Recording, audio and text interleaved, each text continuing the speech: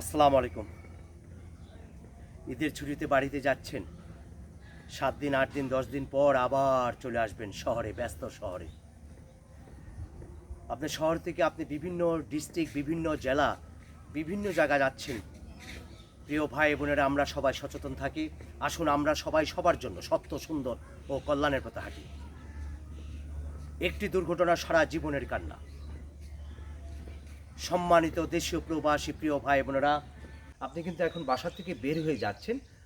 বের হওয়ার 5 মিনিট আগে আপনার ভিতরে ঢুকে আবার ওয়াশরুমে যাচ্ছেন।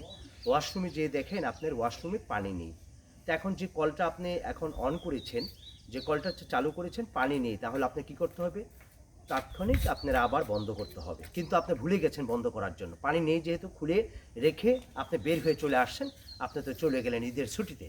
10 দিন 12 দিন বা 8 দিন পর আপনি আবার ঈদের ছুটি শেষ করে আপনি নিজের বাসা চলে আসবেন শহরে। তো প্রিয় ভাই বোনেরা, এই ভুলটা আমরা করব না। আমরা সকলেই সচেতন থাকব। যখনই আমরা দেখব কলের পানি নেই, তাহলে আবার বন্ধ রাখতে হবে।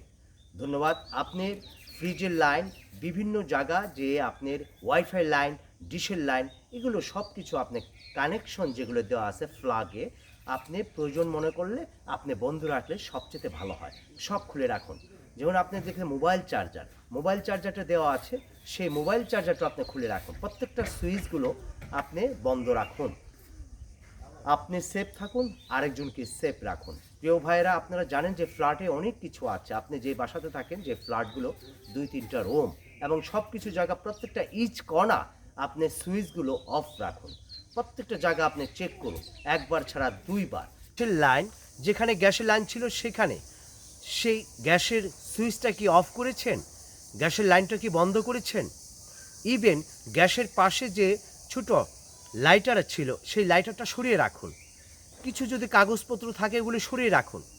গ্যাসের উপরে অনেক সময় দেখা যায় কাপড় শুকিয়ে দিয়েছেন রান্নাঘরের ভিতরে, সেগুলি সব সরিয়ে ফেলান এবং আশেপাশে যা আছে এগুলি সব ক্লিন করুন, পরিষ্কার রাখুন এবং সচেতন থাকুন। কিন্তু আপনি যে তালাগুলো, প্রত্যেকটা জায়গায় যে তালা দিবেন, সেই চাবির ছড়াটা আপনার কাছে থাকবে, আপনার হাতে থাকবে, আপনার কাছে থাকবে, ব্যাগে থাকবে। চাবি ছড়া শিওর করার পর আপনার চাবি ছড়া যখন আপনি হাতে পেয়েছেন, তারপর প্রত্যেকটা জায়গা আপনি কি করবেন? আপনার তালাগুলো লাগাবেন।